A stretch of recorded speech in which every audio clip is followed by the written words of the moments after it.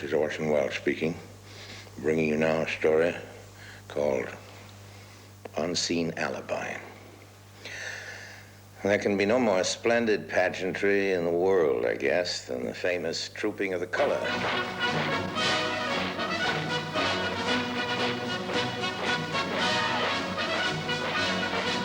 They do it in London every June for the Queen's birthday and for a couple of million tourists. June in London is a fine month for tourists and for Londoners.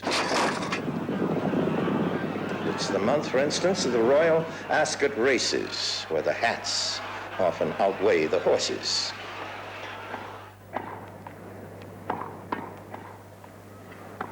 And it's the month of Wimbledon, where it's so hard to get a seat, unlike Hyde Park, where King Henry VIII used to hunt deer and anything else that moved.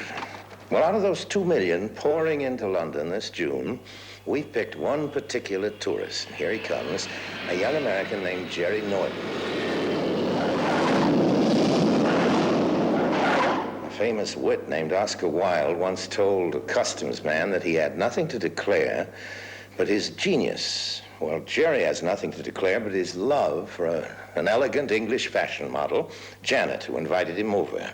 He doesn't know her very well as yet, just well enough to want to give up his freedom and marry her. You'll get to know about her soon. And as for his freedom, well, he'll have to work pretty hard for that, too.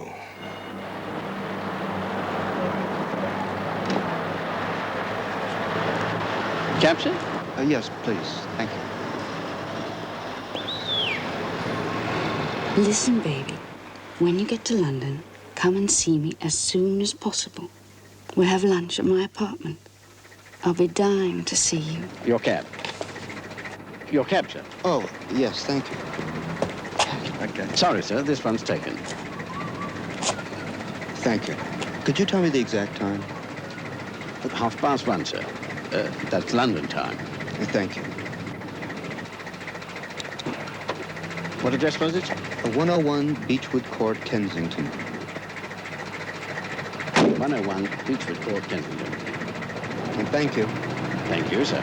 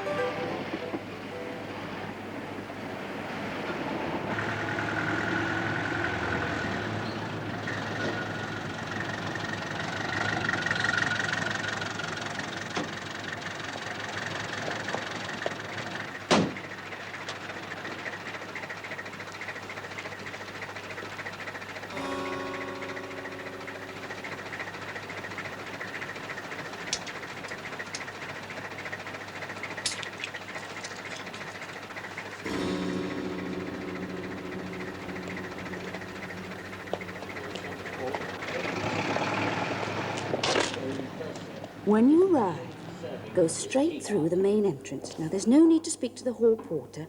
Go straight upstairs to the first floor and you'll see 2 doors. Mine's on the right.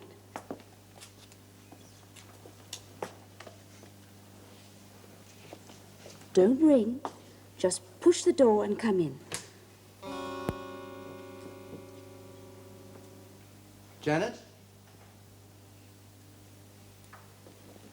I'll probably be in the kitchen. If not, look for me. Janet?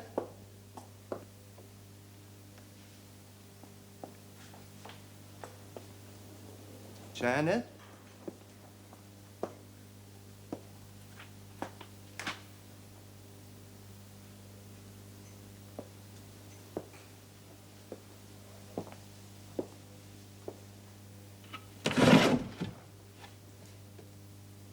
Janet?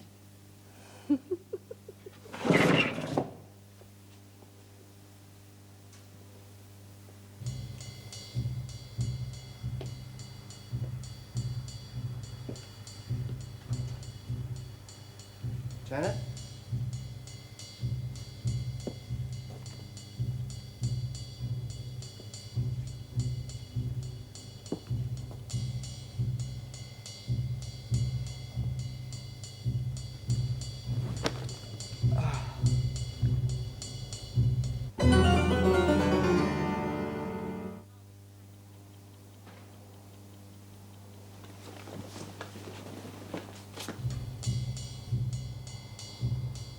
Janet?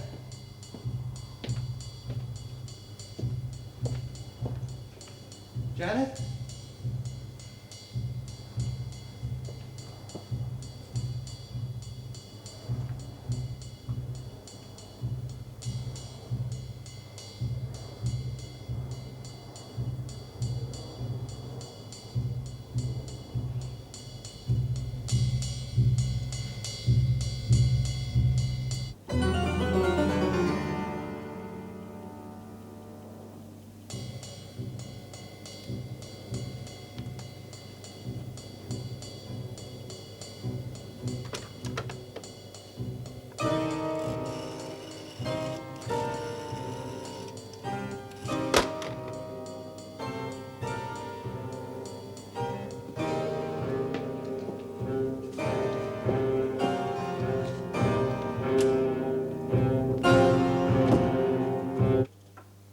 I wonder if we might have a word, sir.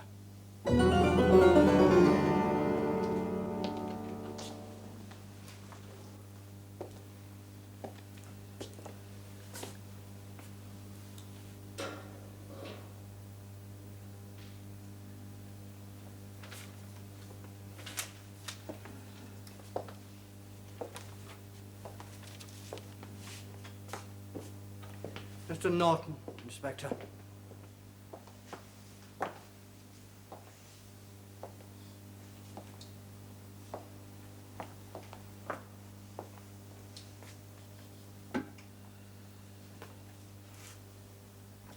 So you're an American, Mr. Norton. Yeah? One of our summer visitors, I believe you told the sergeant. Well, I'm not a tourist, if that's what you mean. I just came here to visit a friend. Quite so. And you have been in this country exactly 2 hours and 20 minutes so far. Have I? Well, I'm sure you're right. Anyhow, just long enough to kill a man I never saw in my life before.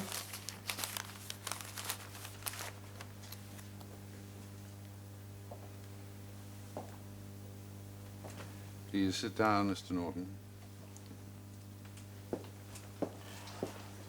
You won't mind answering a few questions for us, I'm sure. Of course I'll answer your questions. But I've got a couple of questions of my own. How is it that the police were at the door right at the very moment when I was walking out? Why would they arrive if they didn't already know something had happened? But they did know they had been telephoned. Telephone? By a neighbor, Mr. Burford, who lives in the flat opposite. He happened to look out of his window and he saw the attack. In summertime, Mr. Norton, we Londoners like to keep our windows open. Well, he certainly didn't see me. Did he give you a description? Well, the description could fit you very well, Mr. Norton. You're a New Yorker, sir? Yes, if it makes any difference. So your men were called here? And arrived just in time to find you leaving. And what time was that?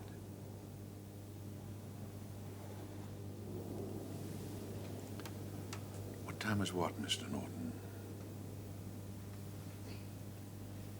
What time were your police called to come here?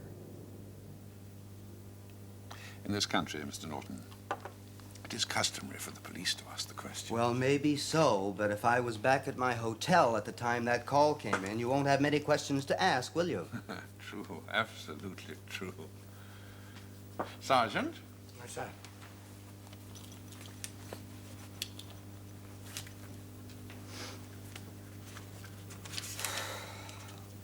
Well, while we're waiting, perhaps you can think of a single idea why I should come all the way to London to murder a perfect stranger. Yes, or even why you should be found in his apartment, Mr. Norton.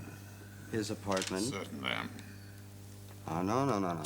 This apartment belongs to a lady. This is the London home of Sir Charles Dobson, or the late Sir Charles Dobson. Do tell me about this lady. Well, I was invited here by... no, wait. This is 101 Beechwood Court, Kensington, W8, right? Yes, it is. And it's the first floor and the right-hand apartment? Exactly. Well, this is the apartment of Miss Janet Marshall. Excuse me. Sorry, take it easy. Excuse me, Inspector. Oh, I'm sorry. This is Miss Janet Marshall. She's one of your top fashion models in London. I met her 3 weeks ago in New York, and I plan to marry her very soon. To marry her? Oh, she's a... Well. Sergeant, Sir? I'm sorry to trouble you, but have you by any chance come up with anything yet? Yes, sir. The attack in number 101 Beechwood Court was reported to Kensington Police Station at 1:55 p.m. precisely, sir. 1:55, 5 to 2. Where were you at 5 to 2, Mr. Norton? I was in a taxi. Left the hotel at 1:30. You sure of that? Yes, I'm exactly sure because I checked my watch and reset it for London time. And it took at least a half an hour to get here. How do you know that, Mr. Norton? Because we got caught in a traffic jam. The cabbie was grumbling because he couldn't get around it. Can you produce this, cabbie, Mr. Norton? Can I? That's ridiculous. How could I do that? Yes, it is very difficult, I know, sir. Oh, it's just a thought. I mean, I would like to meet the man who could make such incredibly bad time. In other words, you don't believe me? Even in my antiquated jalopy, Mr. Norton, I can get from Park Lane to High Street, Kensington in 20 minutes. Well, leaving at 1:30, you could certainly be here by, say, 5 to 2, which would tie up with the phone call. My men arrived here at 2:10, 15 minutes later, just in time to find you leaving. But look, even if I had killed this unfortunate gentleman at 5 to 2, why would I hang around until 10 past before getting out? Yes, that is very true, sir. On the other hand, why should you hurry? I mean, you couldn't possibly know that you had been overlooked, could you?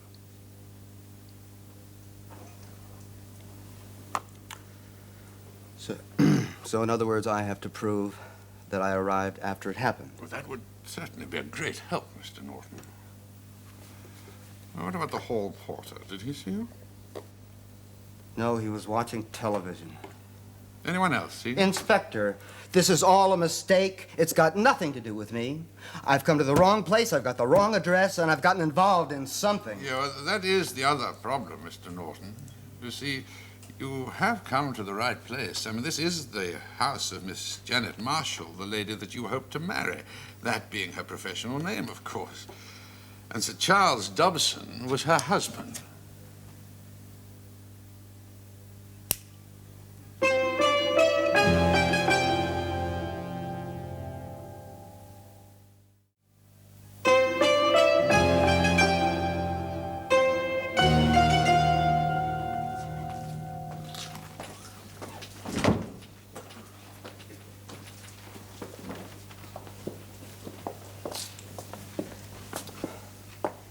Inspector, I had no idea that Janet Marshall was married. Can't you believe that? I'd like to believe it, Mr. Norton. I really would. It is a little hard to swallow if you knew her as well as you say you did. Well, it may be hard, but it's the truth. I mean, there's an awful lot about this business that's hard to swallow, isn't there? For example, the man was killed in his own bedroom, wasn't he? Well, you know that, sir. Yes. Well, if a perfect stranger came over to your apartment unannounced, would you ask him into your bedroom? I should think that's very unlikely. Yeah. Well, where would you ask him into? A whole living room? Uh-huh. Well, the very fact that he was found in the bedroom makes it perfectly obvious it was done by someone who knew him well.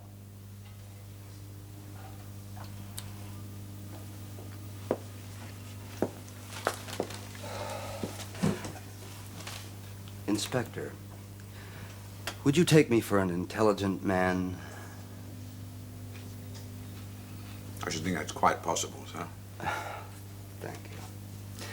Well, if you would check with my hotel, you'll find that I gave the porter this address, and he gave it to the cabbie. Now, would I have done that if I was coming here planning to murder somebody? Not if you planned it, no, sir. But you may have come over for a little chat. Say about the marital status of Miss Janet Marshall. It's a pretty inflammatory subject, I think you'll agree. And you might have lost your temper. And stabbed him in the chest. Yeah, with an American knife made in Pittsburgh. And my fingerprints are on it. Yes, I know that, sir. We checked with the outside of your wallet.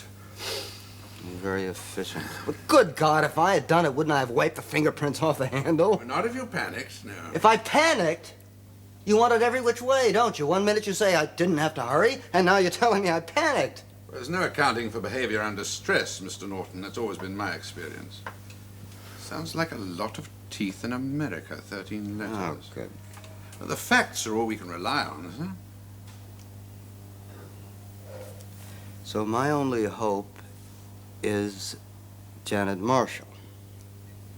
Because she's the only one able to confirm the facts that I've given to you. But I don't know where she is. Now, you're the inspector. Why don't you find her? We don't have to find her, sir. I spoke to her 5 minutes after I got here. A lot of teeth in America. Massachusetts. She telephoned from New York. From New York? Yes, to speak to her husband.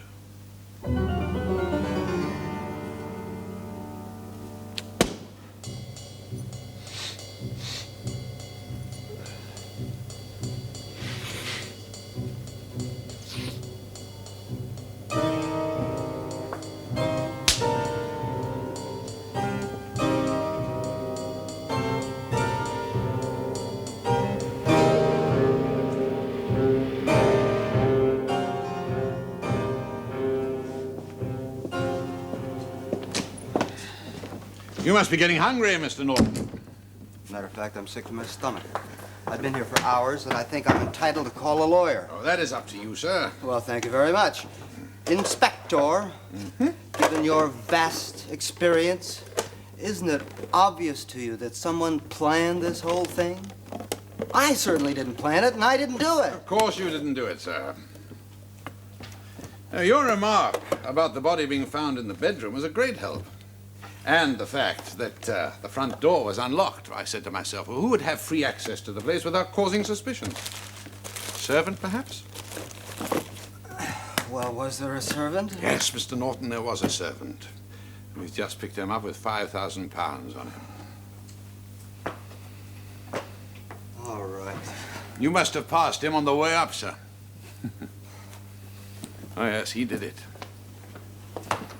But the man who paid him, the man who put the finger on you, do you know who that was, sir? Oh, I'll take a wild guess. A man talking to your sergeant out in the courtyard. Exactly, Mr. Burford, the neighbor who telephoned. Quite a complicated little plan it was, too. You see, for the whole thing to work, you had to be picked up after the killing, yet before you left the building. So, you must have been watched at the hotel. Watched by who? Oh, we don't know that yet, sir, but I'm sure Mr. Burford will help us. Anyhow, you were seen to leave the hotel, Burford was telephoned, and then he watched for you from his window. As soon as the taxi arrived, he signaled to the servant. Sir Charles was a dead man, and you were the perfect... What's that American expression? It's fall guy. Fall guy, yeah. Yeah, fall guy. I was the perfect fall guy. But I don't understand. This Burford, he didn't know me, and no one even knew I was coming to London. No one, sir? No, no one. Well, except...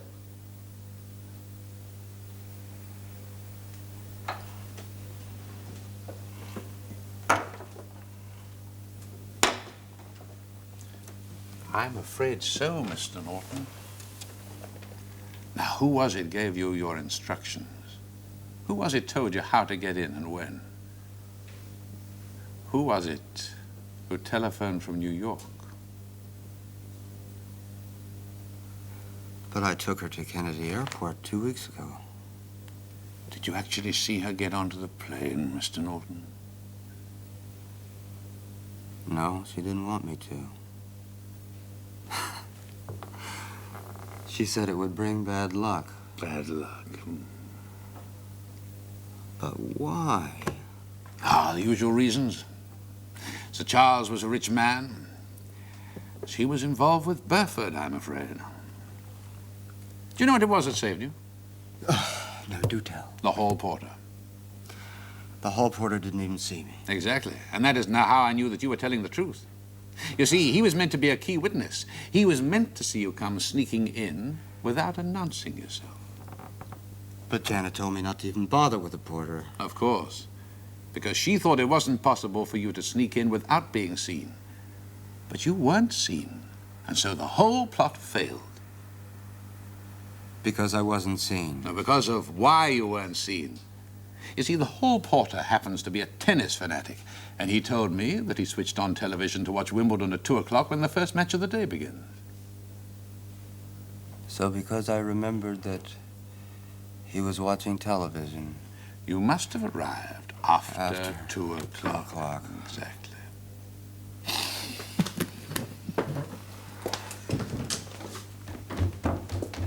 Inspector, one last question. Am I free to go? Of course you can go, Mr. Norton. Sorry you've been troubled. Oh, no trouble.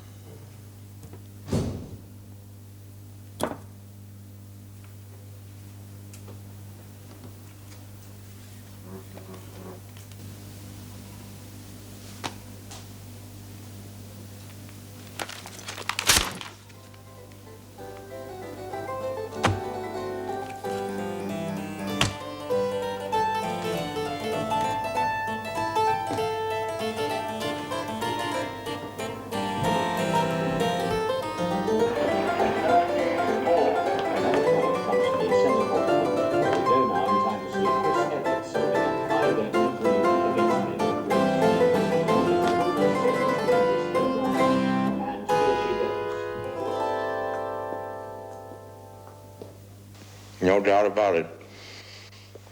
Television's here to stay. But how lucky for Jerry that center court seats are so hard to get. That porter would have been at Wimbledon if he'd been able to get tickets.